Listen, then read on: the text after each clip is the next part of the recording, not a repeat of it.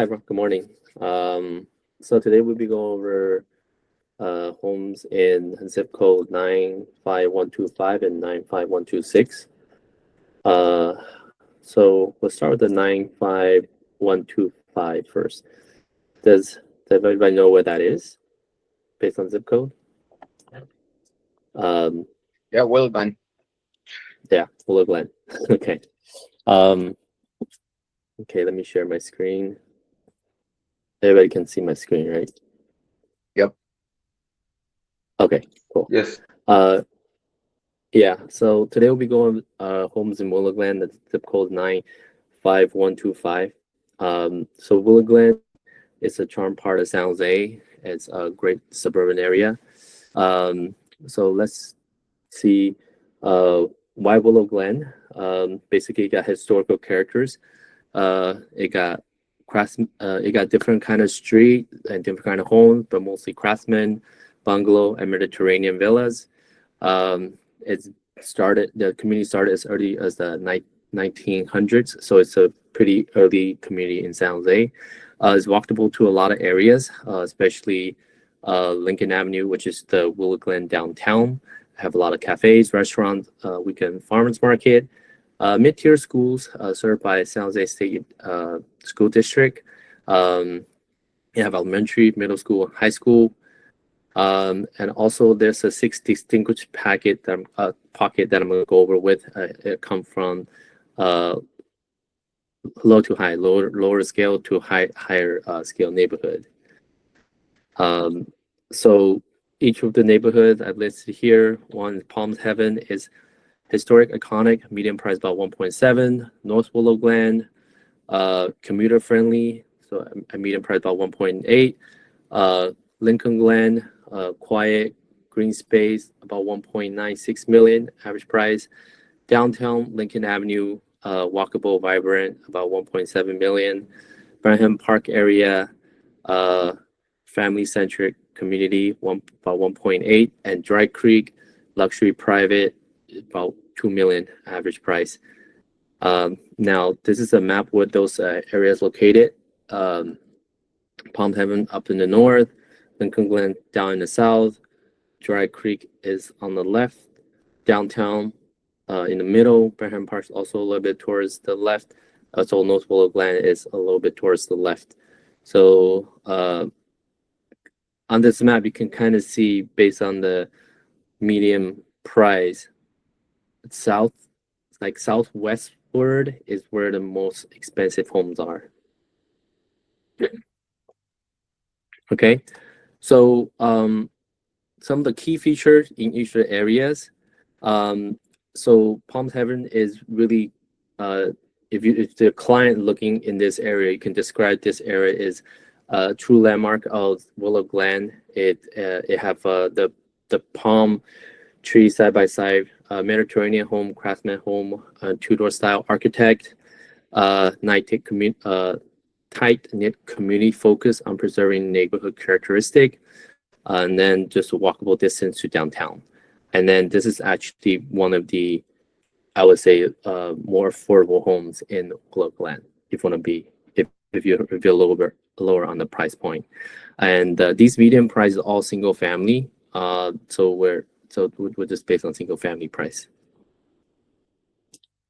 North Willow Glen is closer to downtown San Jose. Cozy mix of bungalow and newer construction homes. Gardner neighborhood, and then a lot of up and coming energy. So there's some newer homes that are being built in that area, and it's also closer to the freeway. So if you need to hop on, be closer to the freeway, or it's a little bit more commuter friendly and have a lot more younger working professionals. Lincoln Glen, which is like the southern part of Willow Glen. You get direct access to Los Gatos Creek, some biking, jogging, and walking, mid-century homes, and spacious lot with mature trees. Now, this part is, they also goes to San Jose State, have a Willow Glen School District, tree line neighborhood, ideal for families and children, and this is a little bit more premium side of Willow Glen.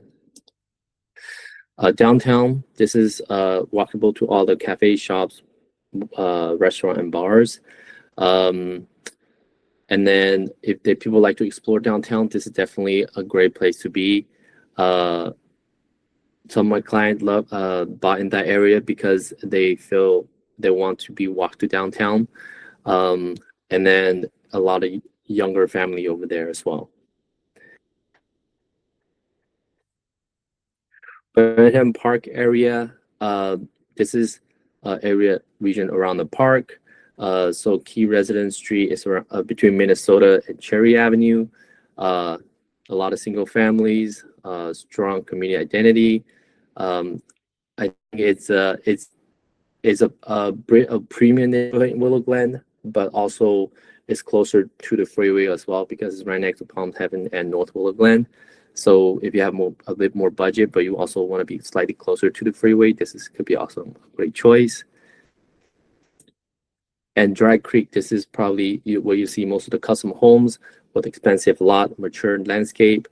This is where the luxury of where Willow Glen really is. So those are the 6 areas that kind of makes up the whole Willow Glen. Now, this is just the revisit of the median sales price in the suburban area. So it's anywhere between 1.7 to 2.1 million.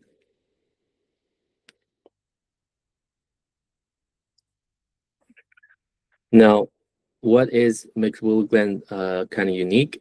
Well, one thing we always talk about is the downtown is walkableness to all the local areas. I think that's one of the big reasons people buy over there.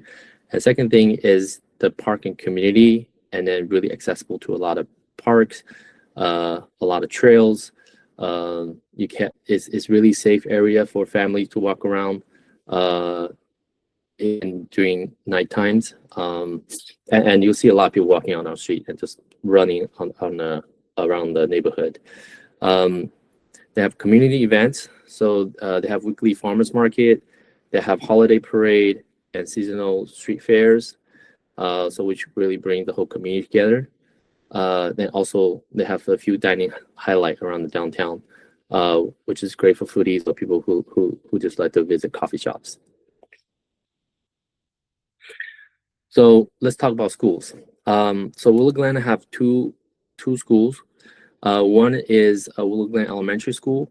One is called Bookish Elementary. The Willow Glen Elementary School is only rated 5 points. The Bookish Elementary is 9 points. Now, the Bookish Elementary School mainly serve the Dry Creek area. So, if your client looking really into elementary school ratings, then they will probably prefer the Dry Creek area that serve this school. But other side of the homes mostly serve the Willow Glen Elementary School, which is 5 points. And then some of the client that I work with over there, they send their kids to private school. So if you look at the bottom, private and charter options, there is a Presentation Private School is right in Willow Glen. There is also Basis, Challenger, Parkers, which is all within 20 minute driving distance. And private school is a option for a lot of family in that area as well. And then middle school is 5 points, high school is 8 points. So if people are just looking for high schools, high school ratings, and I think Willow Glen high school rating is pretty good among the most of the San Jose schools.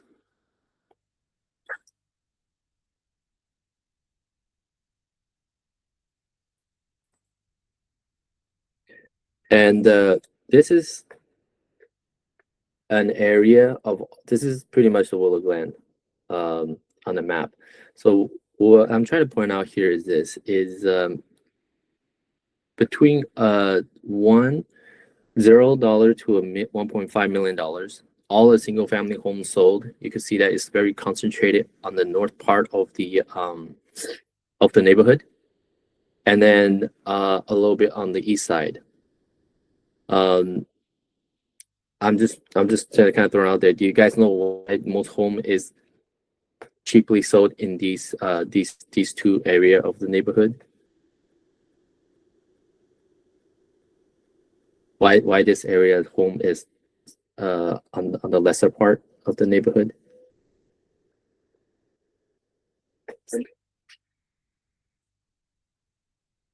So, okay, so the reason is these two areas, I think, is also affected by the San Jose airport.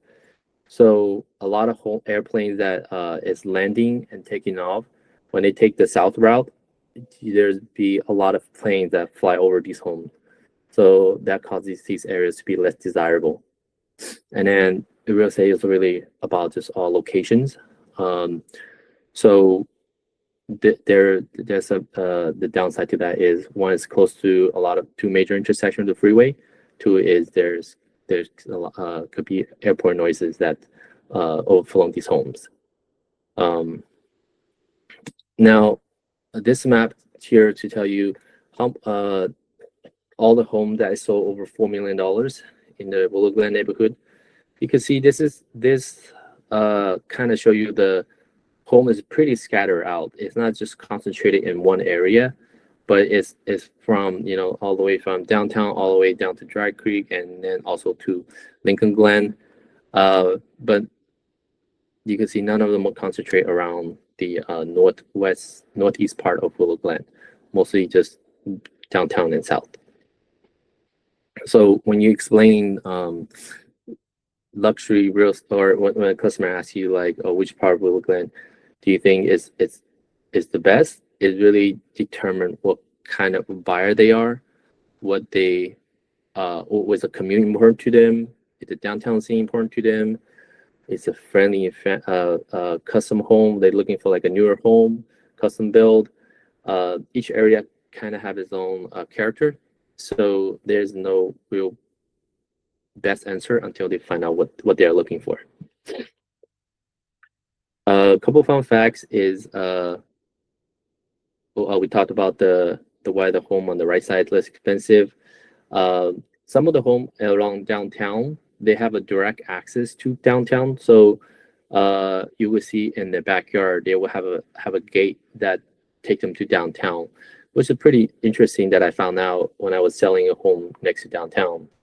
All the home actually have that kind of feature, which is pretty cool. And also, Willow Glen is really known for its holiday vibes too. I'm not sure if you guys went to Willow Glen when it's like during Halloween or Christmas. There's the whole neighborhood is pretty decked out with holiday decorations, and then they will have all the neighbors like really participate in these kind of holiday events. So definitely a great holiday spirit if people that's important to them. Yeah, that's pretty much about Willow Glen. I can take any question if you guys have any.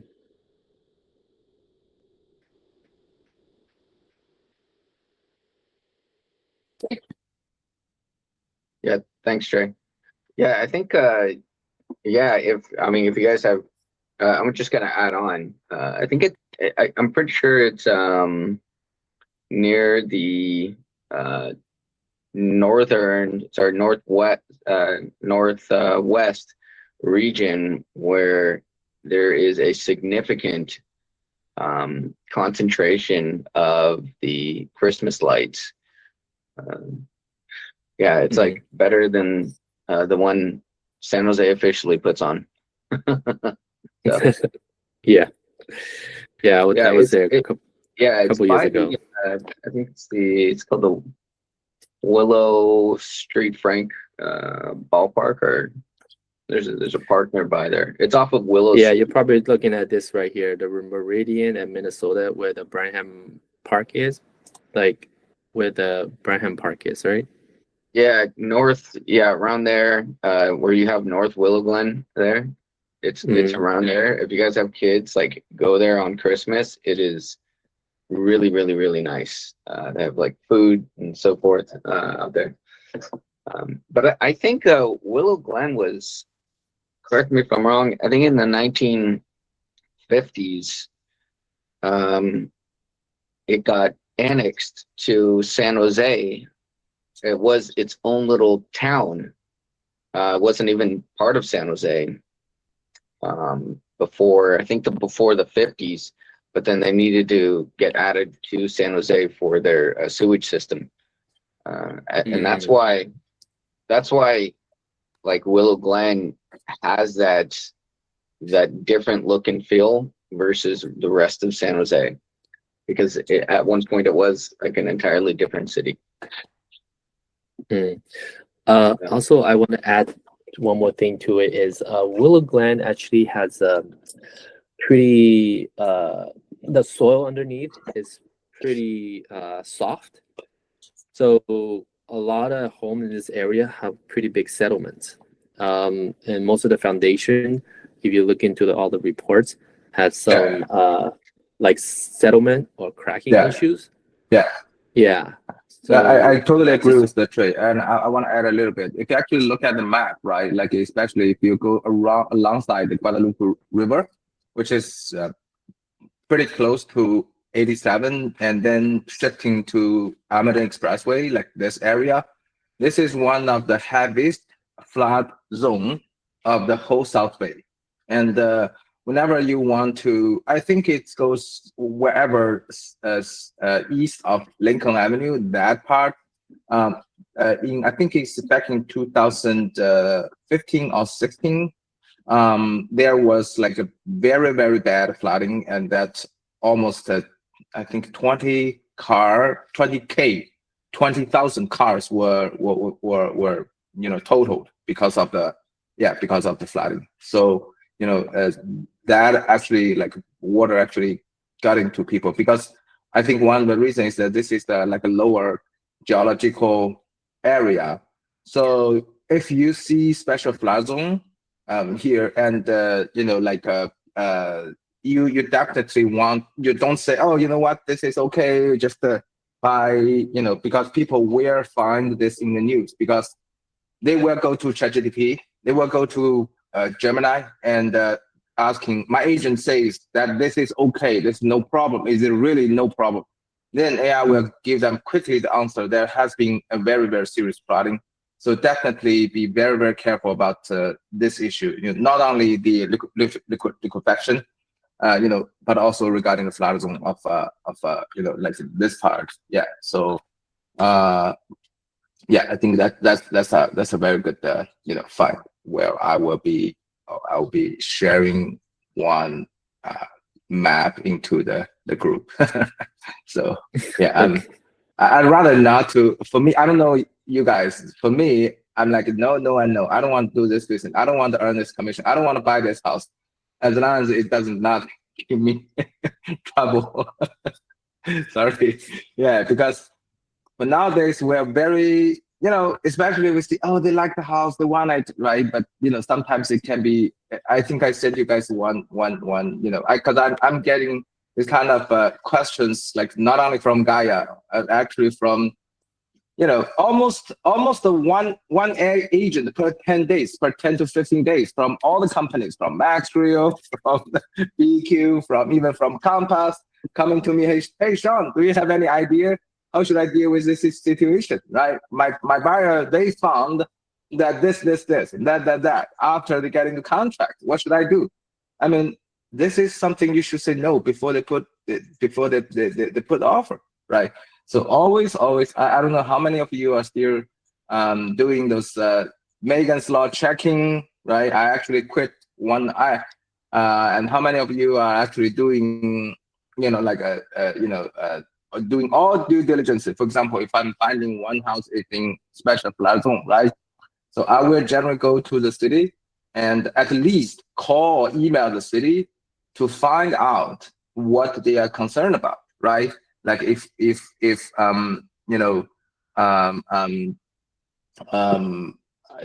like we are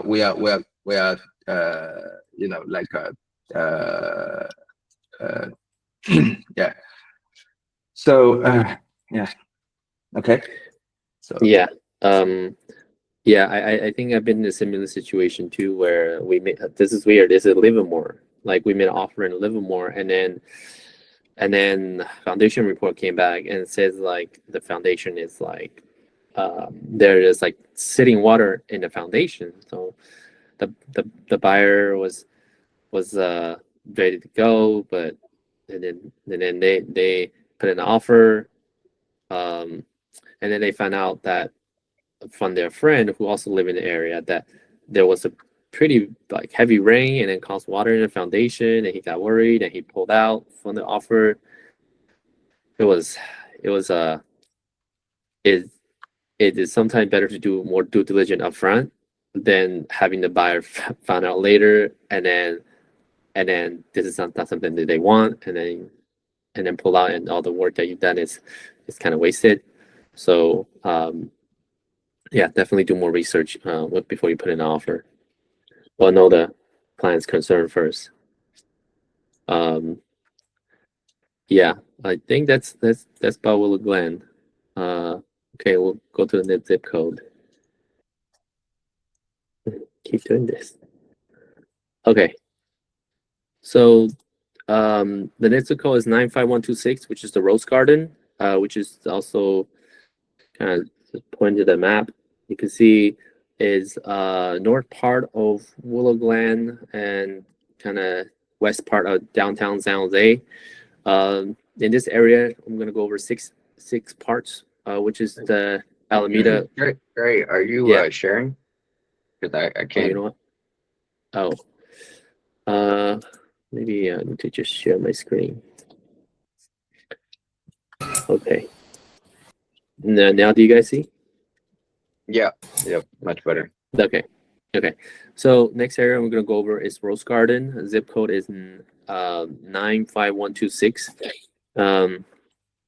So on the map, we're gonna go over 6 areas, which is north part of Willow Glen, but west part of downtown San Jose. So you have the Alameda Corridor, Rose Garden Core, Hester Park, Shasta Hatchet Park, Darien Station, and Burbank. So this is kind of like their medium price. Around Rose Garden Core is historic, iconic. Is where the Rose Garden is. They have over like thousands of different kind of rose over there. So it's really beautiful during rose season. I think probably like spring. Yeah. But the home there, the median price is around 1.9, and you get a Shasta Park, which next to it, home price there very similar to Rose Garden. It's about 1.9. Then you get the Alameda Corridor, which is the north part of it. You got it's very walkable. You have the Urban Village, the median price there about 1.7. Then you got the Hester Park, which is also south of the Rose Garden. The median price there is 1.6. And then we're getting closer to downtown San Jose near the Darien Station, very close to the train. If you need people who really need to commute, this area, the median price is around 1.3 million. And also Burbank, which is even more south, close to if you guys are familiar with San Jose, it's closer to the Valley Fair. And then over there, roughly about median price about 1.5 million.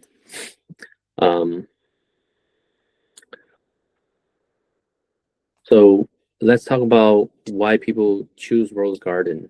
It had the Victorian craftsman Spanish style estate back in 1990s.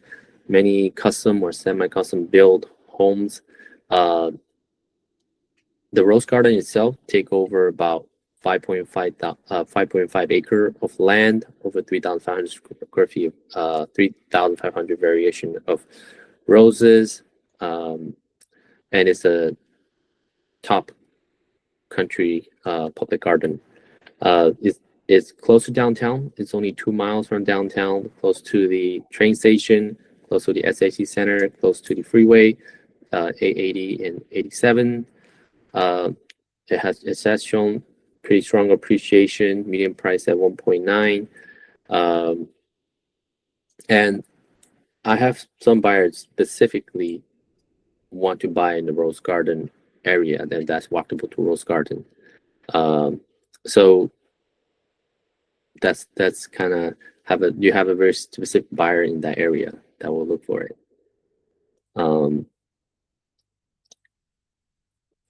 Okay, so some of the key features, these are the largest historic estate in the zip code 95126. It has some of the tree-lined neighborhoods with mature landscape. Some have a very generous lot, so you can find some homes up to 10,000 square feet lots. And the Rose Garden itself comes with a Rose Garden library. And then next we'll talk about the Shasta Park. 70% of homes were built in the 1980s to the 1940s. So a little bit older neighborhood, but some more neighborhood charm if they like some certain style of the neighborhood they want to be in. And it's very walkable to a lot of places. So if they are like looking for some place with local shops, or walkable to shops or local tasting rooms. The Alameda corridor, there's some pretty well-known shop over there. You got the breakfast area that's walkable, and you got the coffee places that's walkable. They also having newer condo and townhome built in that area. And that area is also where you could find some of the larger lot homes around the Alameda the Alameda Road, and it's very accessible to Santa Clara University and downtown San Jose or the train station. So I think overall in this area is very commuter friendly, and is a bit more urban. There's a lot more newer home being built, and also got some old school charm if they like the Rose Garden. This is actually one of my questions. Actually, I think many of us, especially if you're working with investors, right? They're kind of like so on some of these streets, right? You do see houses in 4 million, or even, let's say, I think I'm not. Let me see if there are 5. Actually, there are houses even over 5, right? Like I think there's one on Hamill Way for 5.6, and the one on 6081 Lupton just sold for 5.53, and also a couple of ones sold for 4.5, 4.7, 4.5, right? So basically, what I'm trying to understand is that if you have a investor like buyer, right? Let's say they want to buy a land and essentially start building here. Like, what would be your overall suggestion? Like, how do you tell them that this is a good opportunity, a good target for like a rebuild or major expansion level of a remodeling? So I think it has to come down to a few parts. One, what are they buying the land? Because some of the homes that they sell a lot higher based on the land value, right? So if they're just buying purely the land and then the house on it is it's not that big, so it's much better for redevelopment, or do a split lot and then do a subdivision or do a multifamily development. But if you, for example, you buy a home that's like already 5 million and then it has a really nice home on it, let's say 7,000 square feet, you already for buyer that's already buying a home to move in ready. So that's another part of the people that's buying. But for your investors, is always look at the land size, see what's the developable area, and then see what if it's possible to do a subdivision and do a multifamily or a lot split and do different units that's how you maximize the use of the land. You think like a subdivision would be a good idea? Because I'm seeing like almost all houses here, like the expensive houses here are basically at around like a bigger lots. Yeah. But yeah, there are some interesting things. If you look at 1067 Camino Pablo, which is sold in May, right? And it's a new building. And this land is only 6652. This is in northern part of Willow Glen. This is, yeah. I can post this into the meeting. So Yeah, it's something new to me. I am not even, yeah, you can actually look at this like 1067 Camino something. Yeah, maybe you can show. Yeah. everybody. So that part that is more around the like the William Frank Bramhall Park. That's Okay. one of the area we talk about in Willow Glen. Okay. I can bring back the Willow Glen map, which shows like all these homes is over 4 million right here. Mm-hmm. Yeah. So that means it's pretty scattered out. It's not just one area Yeah, that have homes. that's what is confusing me. If it's like Dude, one that- area, that's exactly why I after like 10 years I bought and sold. Like actually I saw one on Hamel, right? And I actually sold one house on Hamel, exact same street for like 1.5, and then there's a house for 5.5. Which is really so confusing for me. So yeah. So I think this is also have to do with one, your lot size, two, the neighborhood you're in. If you're closer to Lincoln Avenue, even just by a split street, the home also depreciate in value. But if you're closer to the Bramhall Park, I think that's where you kind of have to really go in deeper, maybe pull history from a little bit more back, maybe 2 year, maybe 2 year back, to see where people were kind of splitting the line between the where the price differentiation is. And second thing is, I also noticed some of the home in Willow Glen, like someone has a smaller lot size. Like if you look at the home comparable, just make sure you're comparing the right size lot to the right size homes.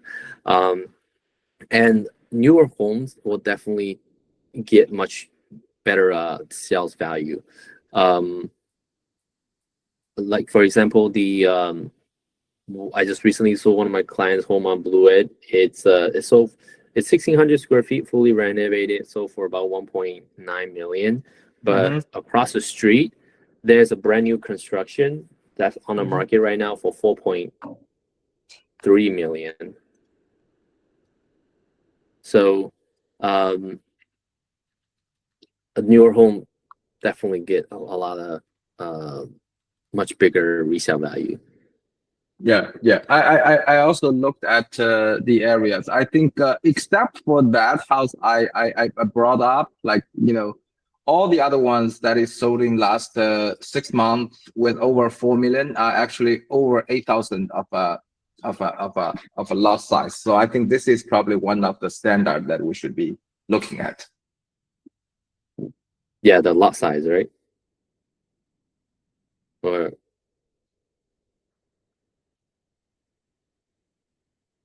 hello? Yes.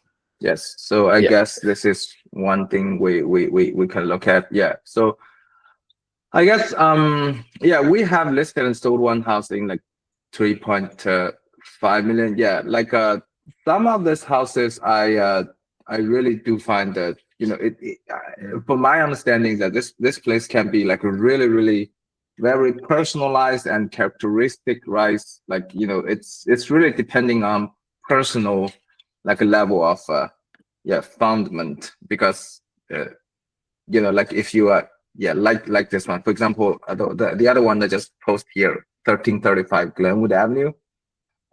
You can definitely see like you know yeah, like yeah, in the well, yeah, you can actually see it. So 1 second.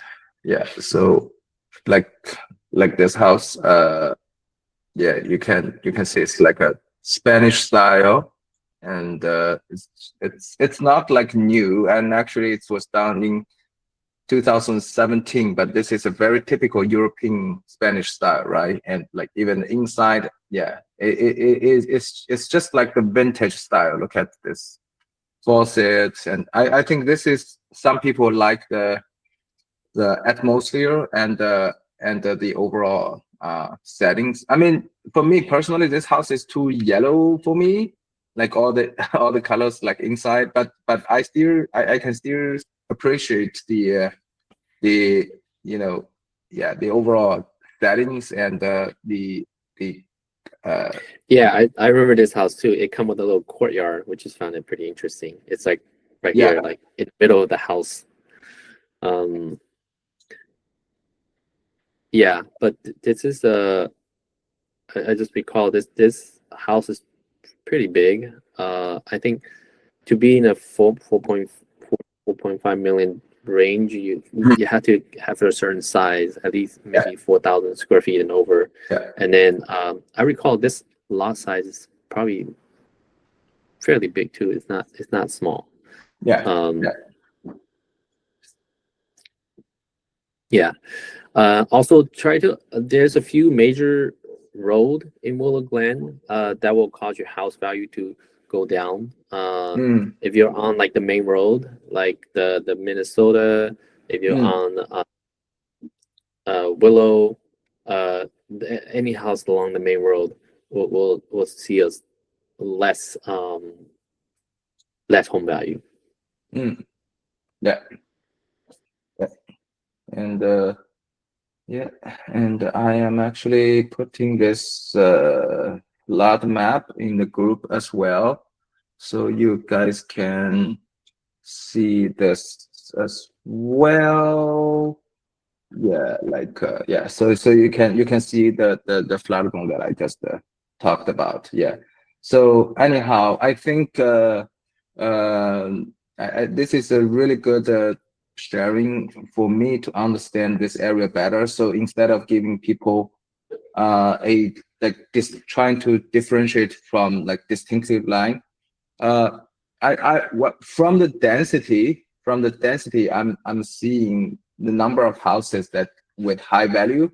I still think the middle part, which is east of Meridian and the west of Lincoln, is probably the essential part, like which in terms of they call Willow Glen West, is probably where the 4 million plus houses face most.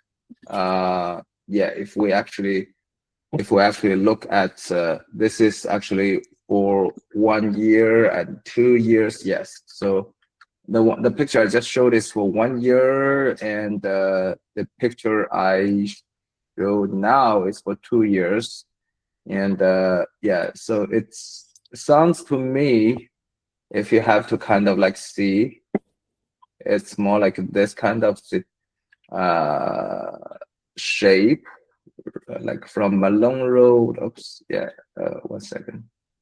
Yeah, from Malone Road and down to Kirtner. So this kind of yeah, like from Minnesota, from Meridian. Yes. So okay. So I think this is my reading. I mean, you know, I'm open to comments or corrections, but this is like the belt I find. Maybe you can use, you know, through Trace help. I think I find this belt, right, from the south of Minnesota, north of Cherry, and you know, like east of Meridian, plus a little bit around the Dry Creek area, you know, like a corner of Dry Creek area. Yeah, so that's the belt. You know, once you remember this, like along, yeah, especially Kirtner Avenue, I don't think it's very hard to find anything over 4 million south of Cardinal Avenue. So this is very important to, and to remember. So that's pretty much like, well, yeah, I do, yeah.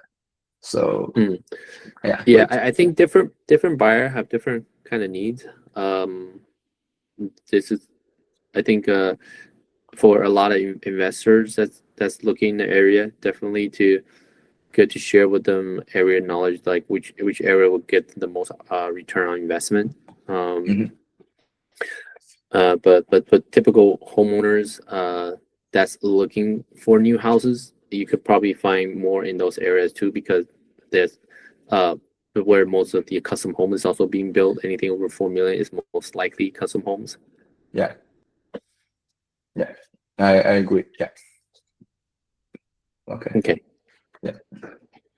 Yeah. Does anybody have any other questions about Willow Glen or Rose Garden?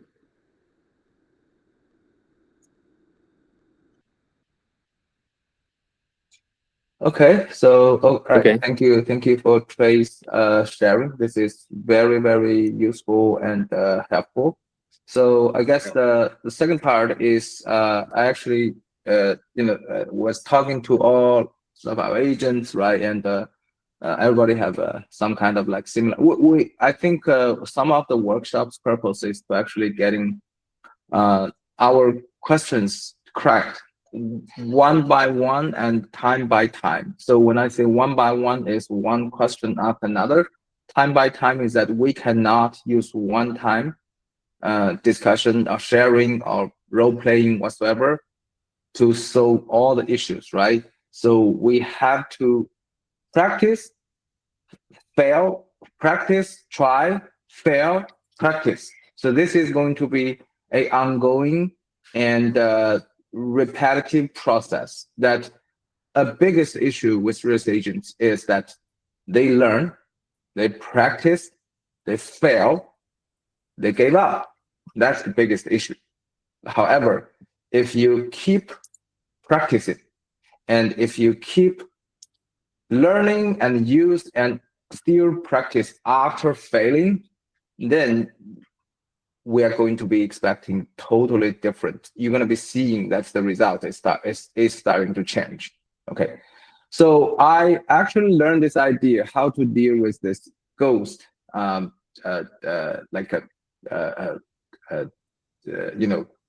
I'm gonna watch this with you for practically about 5 minutes. This is a very short video from Brandon, Brandon Murden. So after this, I will do hopefully someone who can volunteer. But if not, then it's gonna be Anton. So yeah. What am I doing here? What? Oh, we're doing a role playing. So you gotta. Okay. So yeah. So I think one of the things that So anyway, let's look at this video now so we can have the idea. And I think you can. Yeah. Let's do this. Okay. Yeah. So. Conversation. Now I can't get the person to pick up the phone. What do I do? Oh, I love it. Okay. So the person is ghosting you. All right. So this is really, really, really good. So I want to start this off by talking about why most of the time people are ghosting you. See, most of the problems in sales that real estate agents deal with right now is not because of what they did right now. It's a problem of what happened further upstream. So I want to talk about what is occurring most often that results in prospects actually ghosting you. And really quick, if you're a real estate agent, you're watching this video and you're not selling at least 2 homes every single month, consistently, month over month, I want to invite you to join me on my next live workshop. It's 100% free. And for 3 hours over Zoom, I will personally work with you to build out a step-by-step lead generation action plan that you can follow every single day that will be over. I'll teach you exactly how you can asking them for referrals. And this is not just another webinar, part, it's a workshop, which is why I'm limiting the number of seats available. So the 6 great reverse, and that is by doing something that we call lead stuffing. So here's what happens. Most real estate agents are addicted to one of the most addictive drugs that we know in the real estate industry. It's called Hopium. And so when they're on when they're in a conversation with a prospect at an open house, at a networking event, maybe they're on a phone call, maybe they met somebody somewhere. If the conversation goes, if it's slightly good, if it's like a little bit good, the prospect says, ooh, I think I got a hot one here. Let me put them in my CRM and I'll just follow up with them and follow up and follow up and follow up and follow up. And they don't ask the questions to find out, is this a real opportunity? Why? They are afraid of the answer. They don't want to find out. If I ask this person if they're committed to working with a real estate agent and they say yes to that question, what do I then have to do? The thing I don't want to do. I need to go do more prospecting, and I don't want to prospect anymore, Brandon. So I'm not going to ask that question. We have, not only are we addicted to Hopium, but we also have happy ears. We only hear what we want to hear, and we avoid asking the difficult questions. So in the live audience, or if you're watching this maybe on the replay, let me ask you a question. If a prospect was never going to do business with you ever, how fast would you want to know? And Let's stop here. I think most of you hear 2 words. Anyone can explain what Hopium is? Does anyone who does not understand what this word is? If you do not understand, let me know. If you understand what it is, let everybody know. What does the word mean? Hopium.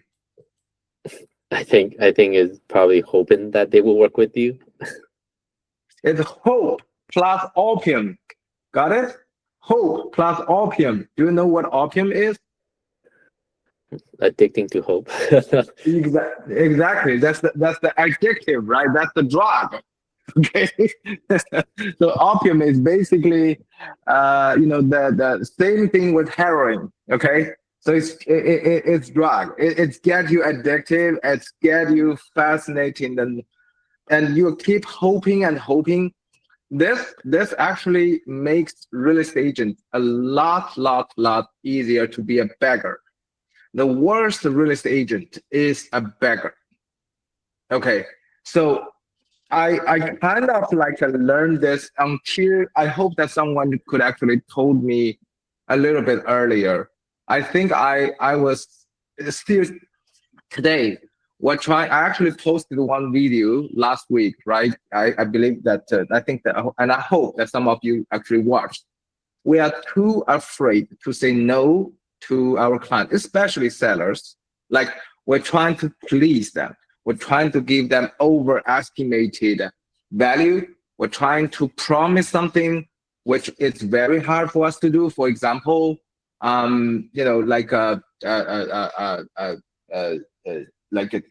committing open houses for 8 weeks for a 500K condo, which you are not willing to do, you're not able to do, and sometimes you're not even finding people to do, right? However, you still hope to get that business, right? So that being said, first of all, I think he's going to say something called disqualifying people, which we're going to be saying. Coming back to this question, okay, I hope you guys can answer this as well. If you are knowing, and I think most of you will agree, like I met with a client, right? I met with a prospect. I talked with him or her in an open house for 10 minutes, right? Sounds like a really, really nice, conversation. And then suddenly I was told, oh, you know what? Hey, our agent is Jessica. She's going to be in contact.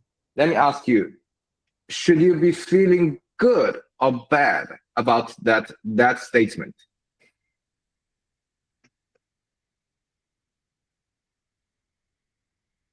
If they tell you explicitly, clearly that they are working with the agent. That's good. I think That's from good, two right? perspectives. Yeah. Because you are avoiding wasting tons of time on a prospect which is almost not likely to gonna transact with you, right? Because they have their loyalty. You understand as the real estate agent. Some people are naturally more willing to work with you. Some people are not. Actually, most people are not, right? So it's so interesting that we want to know this as soon as possible, right? Look at this word again. If a prospect was never going to do business with you, how soon you want to know this? With you ever, how fast would you want to know? And every time I ask a real estate agent that question, Ben, they always say the same thing: right now. Okay, fine. If that is true, we have to leave the world of qualifying leads and get into the world of disqualifying leads. So what does that actually mean? Well, the truth is, and the reality is, that there are more reasons why a prospect is never going to do business with you than there are reasons why someone would. Your job as a great salesperson, whether I'm training you or not, is to bring up the reasons as to why the prospect may not do business with you and get the prospect to disagree. So I think this is actually correlates with some of you actually attended our last time like sharing. You will exactly find what Brandon Merlin is saying is exactly the same as what Tom Ferry said, right? Sales price is basically the process by asking a series of questions naturally, and I don't remember the other word, like, you know, naturally and fluidly, whatever it is, to get a straight answer, a yes or a no. No may be involved, right? So if you want to get quickly the prospect to disagree, that's also good. You have to essentially understand this by asking politely and asking very professionally. Let that sit in for a second. So, as an example of that, we call it speaking against your own interest. This is the fastest way to get prospects to trust you and to tell you the truth, which I'm sure everybody watching this video says, I want both of those. I want to be trusted as a real estate agent, and I want people to tell me the truth. Just be honest with me. Shoot me straight. If you want people to be honest with you, you have to stop using language that scares them away. Okay, so let me give you an example. Let's just say you're at an open house and you've got buyers walking through your open house. Rather than asking that person, well, Mr. or Mrs. Buyer, are you guys working with a real estate agent? This is what most agents think they should be asking. See, that question comes with so much sales pressure that most prospects would respond like, oh, yeah, we're all set. Yep, we're all good, or just looking, something like that. Why? Because that question, are you working with a realtor, coming from a realtor, it's almost like setting up the prospect for a trap. So that's called qualifying language. We don't like that. We need to use disqualifying language. So let me give you an example. So in that open house, you would say to the prospect, well, Mr. Prospect, I'm assuming you've got a really high quality real estate agent who's showing you properties that are off market, that not yet hit the market, that meet all of your criteria perfectly, correct? Now, what is the likelihood, even if they're working with an agent potentially, that this agent is showing them off-market property that meets their criteria perfectly? It's zero. We call this presumptive language. So we use this language to get the prospect to say, no, we haven't gotten that far yet. Okay, now we got the prospect to tell us the truth because they didn't feel sales pressure. Now, furthermore, so in order to follow up with this person, rather than saying something like, well, is it okay if I follow up with you if I come across a property that might make sense for you? And you get the prospect to give you a counterfeit. Sure, no problem. Yeah, give us a shout. That, for the most part, is the prospect just being agreeable. It's not a form of commitment. It's a counterfeit yes. What we're looking for is, does this person actually want to hear from me again. So what would we do? We would say things like, well, Mr. Prospect, before you leave, would it be an awful idea if you and I had a conversation maybe in a couple of weeks and I brought to you some properties that are not yet on the market that might be perfect for you and your family? No. That would be perfect, Brandon. Okay, are you sure? Because the last thing I want to do is follow up with you if you have no real intention of ever wanting to hear from me again. I give the prospect the opportunity, Ben, to tell me they're not interested. And they say, no, that would be great. That would be great. And then I go as far as, Ben, to say, well, fair enough. And so when we leave this open house, I'll go to work for you and I'll find some properties. Tell me what you're looking for, et cetera, et cetera. And John, let me just ask you one last thing. I mean, you're not going to, when you leave this open house, hide my number, block my number, and never answer my calls again, are you? No. We're not going to do that. Okay. So this is all what we do proactively. If you do all of this correctly, and yes, there's more nuance to it, but if an agent does this correctly, Ben, then it's appropriate that after following up with this person, after you've given them the opportunity to say no, after you've given them the opportunity to tell you they're not interested, then they start ducking you. They start hiding from you. They start ghosting you. You can send what we call the Dear John text. It works every single time. And so it's so powerful. All you have to do is send a text that sounds something like this. Well, John, I haven't heard from you in a couple of weeks. And so by that, I'm assuming you decided that you no longer want to hear from me. So I want to wish you and Joanne all the best. And if I'm wrong, certainly you can let me know. See, what you do when you send a message like this is you shift the burden of communication off of yourself and onto the prospect. So the prospect feels the weight of the world. And what you're doing is you're calling their integrity into action. You gave that prospect ample opportunity to not ever talk to you again. And they were the ones who said, no, please give me a shout. Please follow up with me. Please give me a call. Here's what I want you to call. You're only doing what the prospect has asked you to do. And the prospect is the one not holding up their end of the bargain. That text calls that integrity into action, which gets them to respond almost instantly. And to take your real estate business even farther, if you really, really are serious about growing your business. So, anyone understood or do not understood this video? Do not understand this video? No, I got it. Yeah. Right. So, I mean, I don't want to ask each one of you. So this is the second time I watched this video. I'm probably going to be doing 3 or 4 times. So what I want you guys to understand is that he's giving you a textbook, right? But the textbook is different from reality work, right? You will not speak so harshly. Hey, do not want absolutely nothing from me, something like this, right? You will say it more proudly, more naturally, and more, like like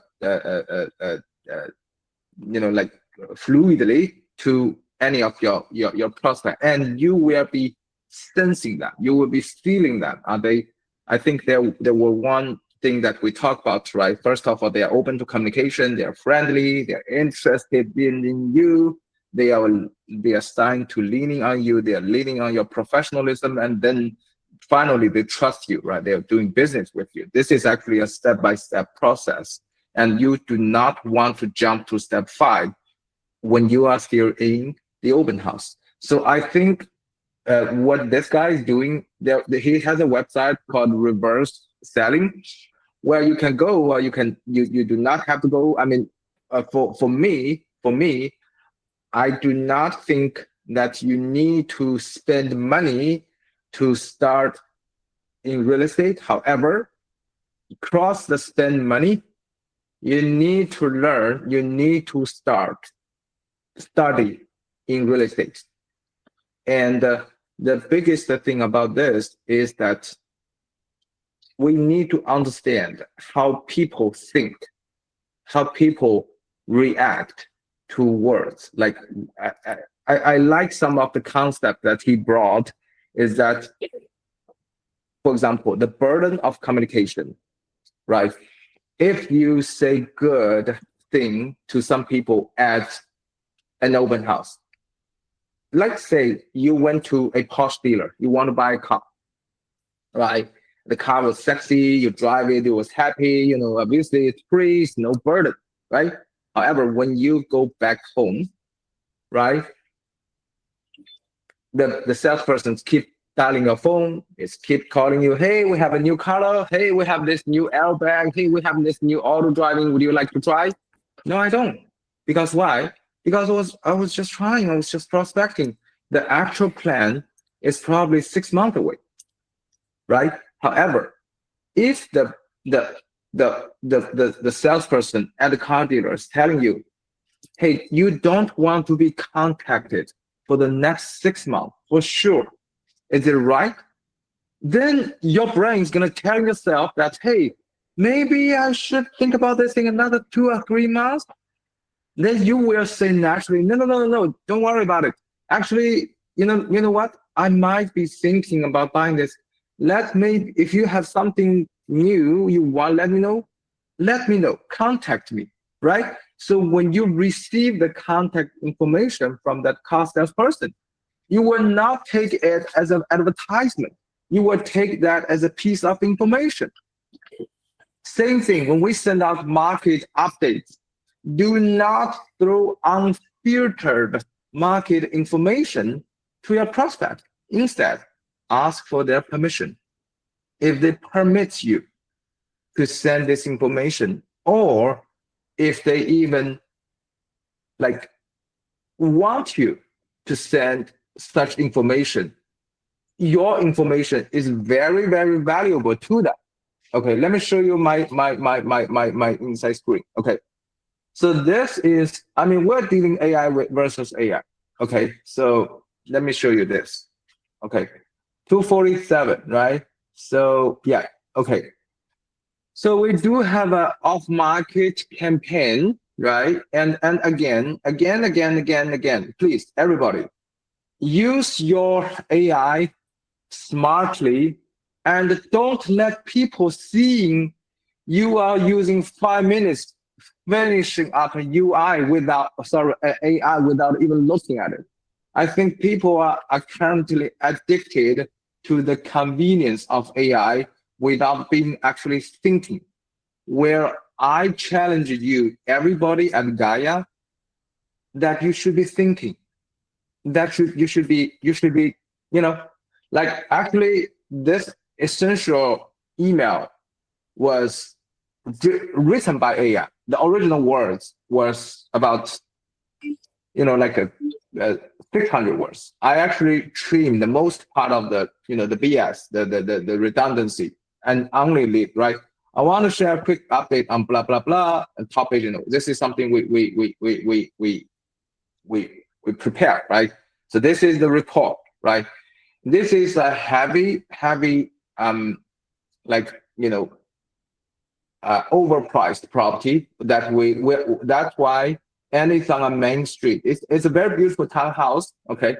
And actually, Leah and Anna is actually in having a townhouse in the same complex, where it's pretty hard to sell. And it's actually, if you actually look at this is well, hold on, yeah, like this is the location, right? So this is where the house is, right? So it's on the main street. So what we are trying to do is that we look at this, right? So basically they reply, blah, blah, blah, blah, blah, basically I can click this and say, oh, I have specific groups. Well, no, okay. What you actually need to do is that they are throwing you AI questions, but I'm gonna break this down. I'm gonna have to shift the burden of communication and responsibility to the sellers. Okay, so instead of doing this and that, blah, blah, blah, right? I'm not gonna say I contacted 16, no. I'm actually gonna contact the 1 or 2 agents very closely, right? Who actually last clicked, and why the reasons clicked And for example, like like this guy Eric, right? Like this is Eric, and I'm gonna actually contact him and say, hey, what's your feedback for this property? What's your thoughts? I only need 1 or 2 powerful statements to crack the seller's idea, to get them the reality. Otherwise, if you're keeping playing the AI loop, the AI game, both you and the seller is not going to go anywhere. People know that you are smart, they are smart. Everybody in Silicon Valley is smart. So if you actually do some work versus you did not do some work, it's so easy to differentiate. Okay, so that being said, coming back to that video, if the person is ghosting you, that means back to the very beginning time, we did not give the right message. The right message is that we are a information provider and a professional service solution supplier. We're not a salespeople. We're not a push-like salesy salesperson. If you, in any of your clients' image, is like you are a salesy, cheesy, salesy salesperson, you're done with that guy. And what is so interesting is that you should not even spend time on that guy. So the biggest issue for this video is that don't send the Dear John message blindly. Send this Dear John message unless you actually had a good conversation and you feel for this and that reason, they are not respond effectively as they did before. That being said, you need to be on the same page to know who to prospect. Okay, so the first sentence is actually to go back at home and ask them, do I have your permission? If I don't contact me. As Trey just said, that's actually good. Don't waste time, right? So more and more prospecting, more and more open houses, you will have the right person who likes you, who trusts you, who want to work with you, and you will get results. Okay, so that's my taking from this video. And okay, anyone wants to do a little bit of like a role play on this script?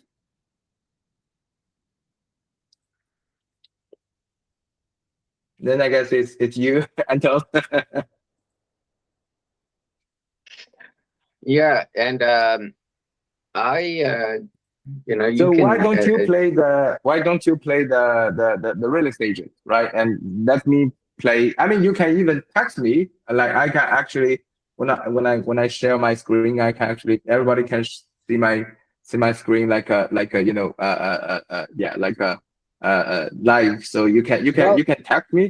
Yeah. I mean, yeah, it's okay to role play here, but I think you know, one we can do like, and I'll tell you like how, as Sean mentioned, you can put in your, you know, your own personal touch and not be maybe as harsh, right? And supplying, as Sean said, you know, information, that's what we are.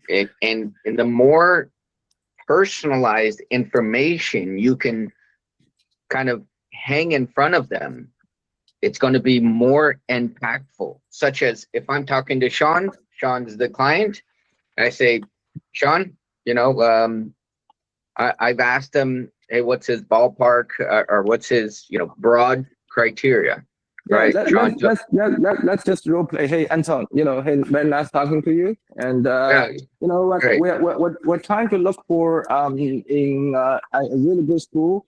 You know, my budget is 2 million, and I know it's probably we definitely like Cupertino, and you know, I mean, I maybe Cambrian. My wife is okay on Lehigh, but I think it might be a little bit too far away for us. But I'm still trying to struggling. So yeah, so let's assume this is the conversation happened when you met me at the Lancer, right? The Lancer ride, which is 2.1. So what we're gonna do next? Let's do this role play. Yes, I'll answer you. One more thing, yeah. Let's also You can call me or assume- you can text me, whatever it is. You know, we want to shoot out. let's also assume that I've done my homework too, and I know that there are not an abundance, but several off-market properties, obviously in Cupertino and a 95124 as well. Okay. Sure. So where it's more important if we're talking in front of you. So Sean, so that's great. You know, these areas, you know, there's obviously a lot of it's accessible. Well, there's some accessible properties that you can see, so forth. I know that there are approximately, a half a dozen off-market properties that I've personally looked at online before meeting you. And I just want to know, first and foremost, I don't want to, step on any toes or anything, so to speak. So if you don't have an agent, that's your decision. If you don't have an agent, I can actually supply you with some of these off-market properties. I'd like to show you this. And then, guys, when I'm there in front of them, sometimes I pull it several up. So, Sean, these are just a few off-market properties. When I typically work with my clients, I dig much, much deeper. So I'd like to know, if this information would be useful for you, and can I supply you with this? And off-market properties are just like the tip of the iceberg. I know it's the product we're ultimately going for, but I generally have a lot more in-depth information about some of these micro neighborhoods and so forth. So are these set of information, the off-market properties and additional neighborhood information, is that really, really important for you as you're looking for your property? Well, I would say yes. But tell me, Mr. Ritter, are these property, when you talk about off market, are these properties that as I told you, I have an agent, who is actually one of my friend. He's not that experienced, but we trust him. And is this something that they can never get? That are these the properties? Like what are the advantages of these off market properties? Well, I'll tell you, there's not, and I'm very, very transparent. It's good to ask you that. So does your friend have access to these? I would say most of these, yes. So that is not something that is, exclusively 100% exclusive to myself, right? So the difference is, however, one, I'm not, I don't sell people, okay?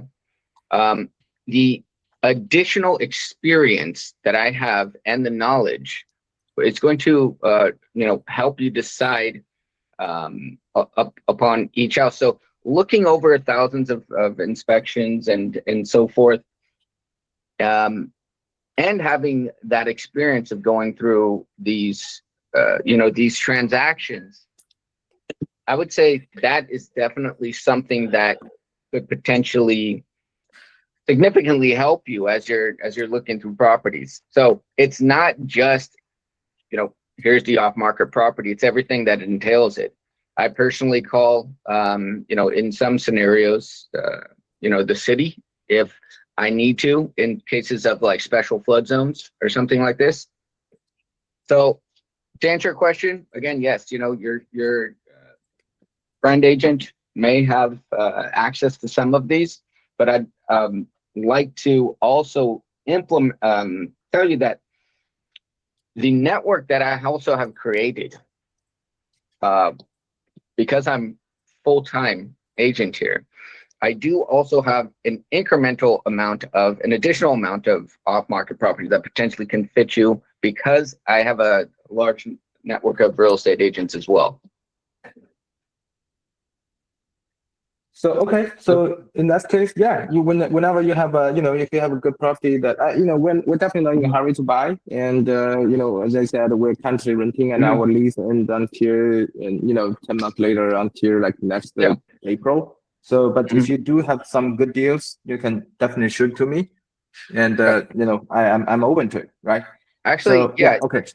And this is what I always tell all of my clients. I mean, you should never be, and unless it's a really, really big factor, you should never really be in a hurry. And just you now, getting additional information that you did not know of, that tells me you're definitely in your initial phases, and I need to give you much, much more information so you and your family can make the best real estate decision for you.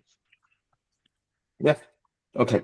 So, all right. So let's assume Anton, after Sean and his wife, right, left the open house, and you send me, I don't know what kind of, like message you plan to send to me, right? I mean, maybe you send, hey, Sean, this is the off market, blah, blah, blah. I don't know, like you can think about whatever. And then I don't answer. Okay. What do you think? What would you do? So first of all, right after I meet someone, I'll text them like the same day. Don't wait the day tomorrow or anything like that, because you don't know how many people, agents that they may have met, right? So you want to make sure that you're fresh in mind. So I text Sean immediately the same day. Hey, Sean, and it's very general. Sean, great meeting you at my open house, 123 Main Street. I look forward to helping you and providing you additional information that you may not have access to. Great. The next day, I text Sean. He doesn't respond. And the next day, I will supply him with not all, but a few bits of really useful information and off-market properties as well. And you can search off markets too. That's not even on members only. So find one or something that's really, really, really resourceful. And if he still doesn't respond back, I ask him, hey, Sean, the information that is not accessible online and is not accessible to most agents, if this is not helping you, Sean, then, I don't want to keep bugging you and keep kind of flooding your inbox. So just let me know. And, I kindly just, respect your time and not bug you. Yeah, hey Anton, thanks for reaching this. Like the information you're actually sending is good, but I think I'm not so sure if I forgot to mention to you my the one you actually send for me. I understand this is off market, but it seems to be it's on Bollinger, which is the main road, right?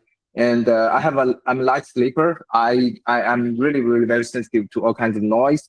So I hope that the houses that you're sending is probably going to be more yeah. Okay. Yeah. Thank you, John.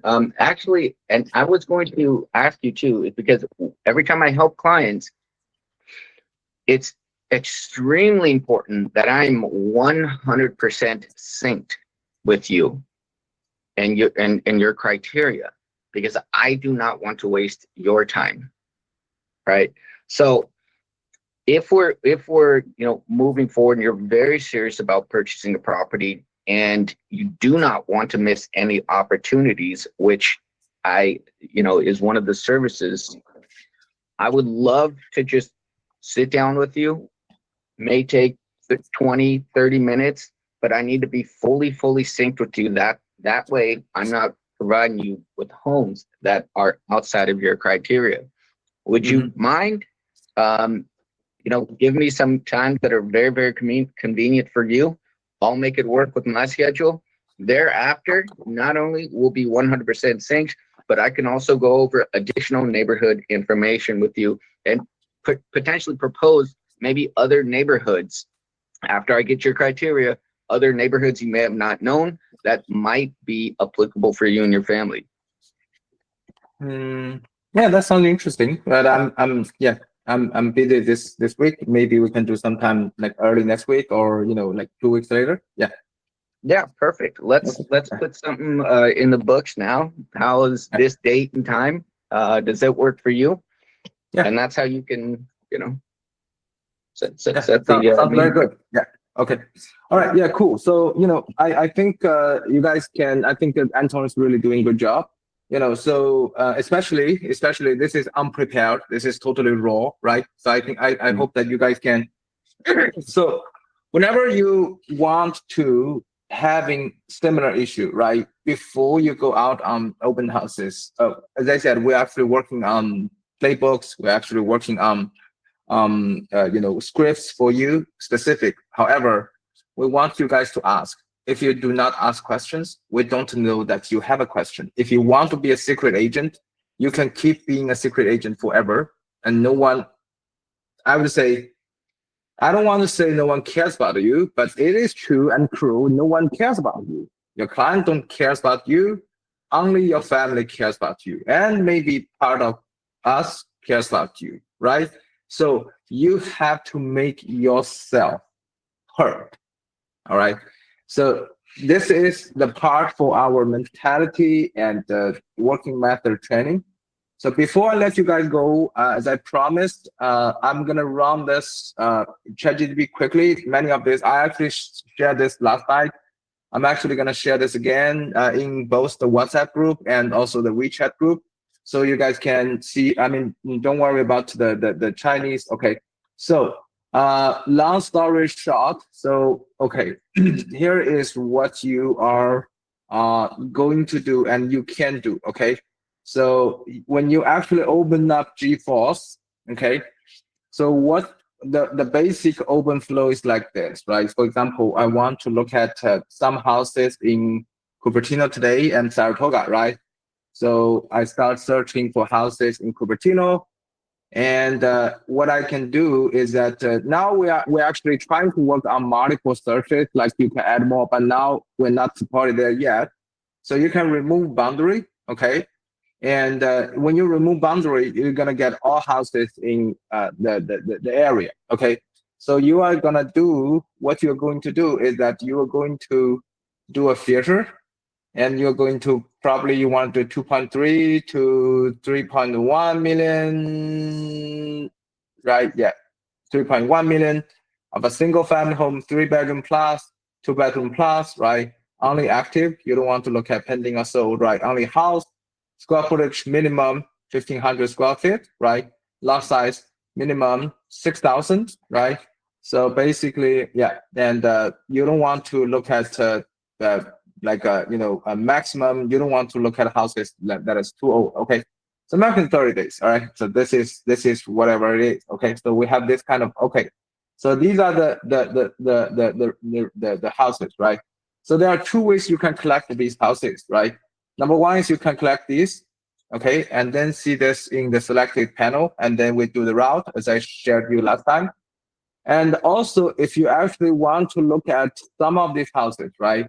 Like, let's say you want to actually look at, like, this houses specifically, or you want to read and you want to look at these pictures before you decide you want to go. Because, for example, your client wants to move in ready houses, right? You don't want to go to houses that is not useful. Okay, so you think this is good.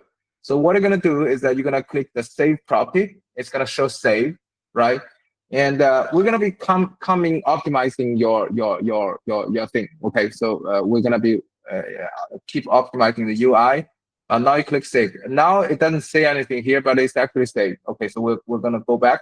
So here you're gonna actually see that in your save you have this house already, right?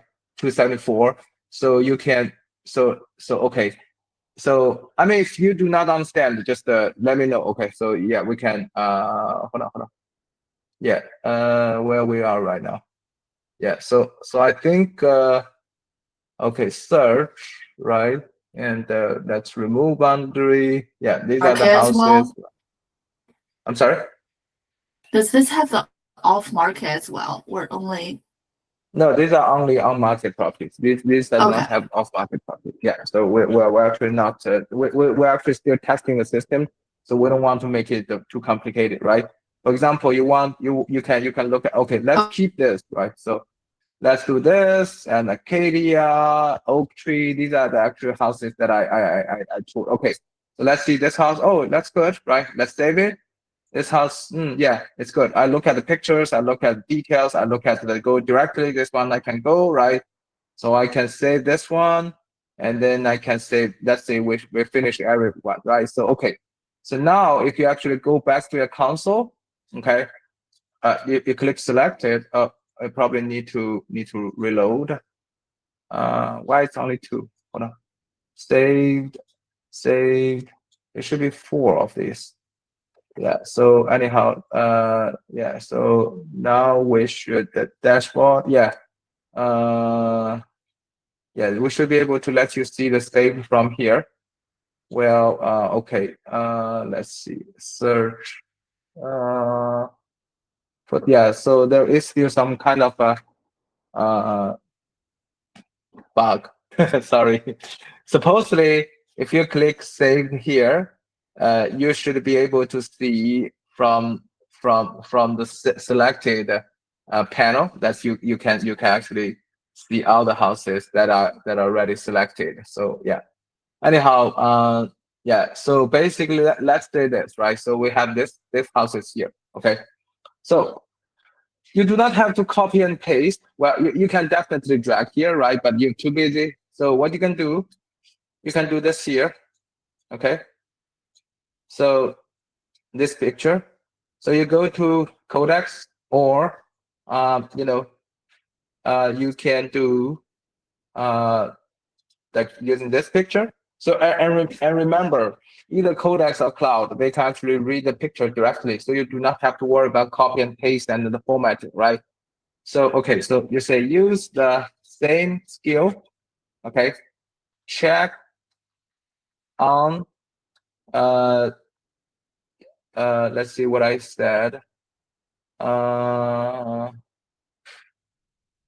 hold on. Check on, okay, GeForce. I'm not too sure if you can recognize, right? So yeah, web, yeah, dot app, yes, okay, yeah, dot web, yeah.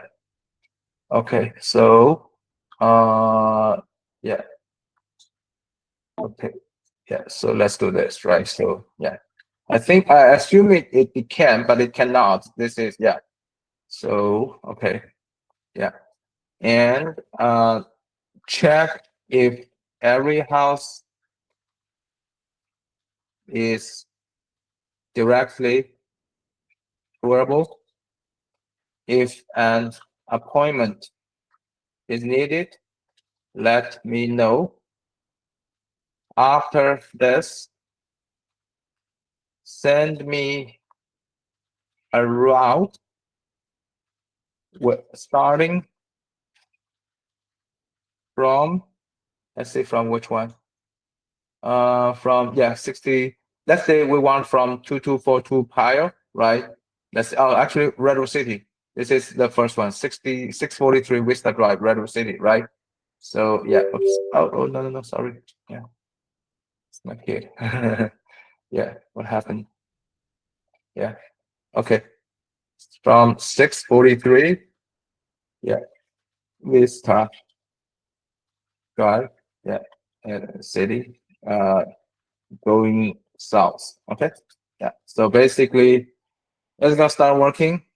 So it might be asking you to log into your GeForce account, which you sometimes, yeah, I'll use the shell workflow, extract addresses, right? So they have the skill, the route skill is loaded, the browser plugin patched since the last session. So I'm locating the current browser control, blah, blah, blah, typing GeForce.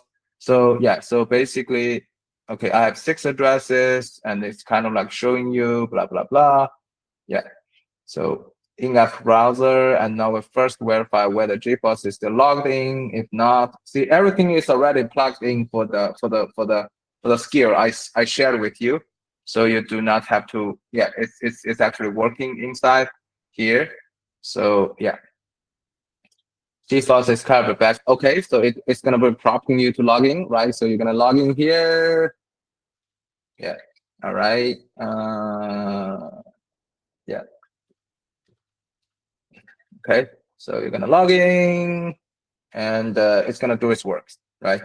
So you can, take a coffee and whatsoever. It's just gonna starting pasting everything in. The route is clear. Red City, Santa Clara, Sunnyvale, Cupertino stops, then Campbell, and then Los Gatos. Oh wow, that's a long route, right? Yeah. So yeah, it's also gonna ending up, yeah. Okay, log in. I run the 6 searches and pull in private showing sections for each property page. Blah blah blah. So yeah. Okay.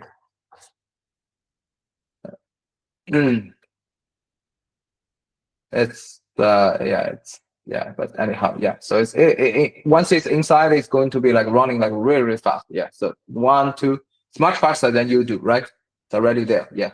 Checking showings 3. Yeah. It's very cool. Yeah. Just letting it do its work. Yeah. 4. Right. Yeah. And with this building browser and everything is actually much faster than if you do this hand by hand, right? Yeah. Okay. Yeah. And you can also add prompts for like if you are actually wanting the agent phone numbers to be shown directly. You can also ask the prompt to do it. Yeah. See. Okay. All right. Cool. Yeah. Right. Open Google Maps. It's here. See, everything's here. That's it. Right. Appointment required. And for 5 and 6, if you actually want this appointment required, you can keep writing. I'm gonna stop here, but you can definitely use this skill to get everything ready for you.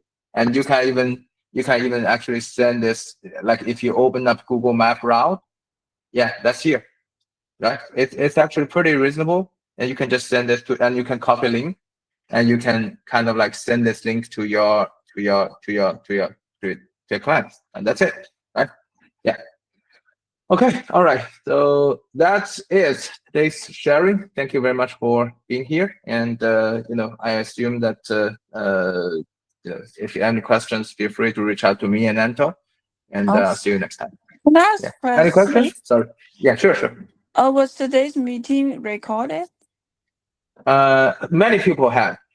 We have more people's AI than. Yeah, but yes, I have my Loom, so it's recorded. Yeah. Oh, okay. Thank you so Yeah. much. Thank you. Okay. Sure. Thank you. All right. Okay. Yeah. Any other questions?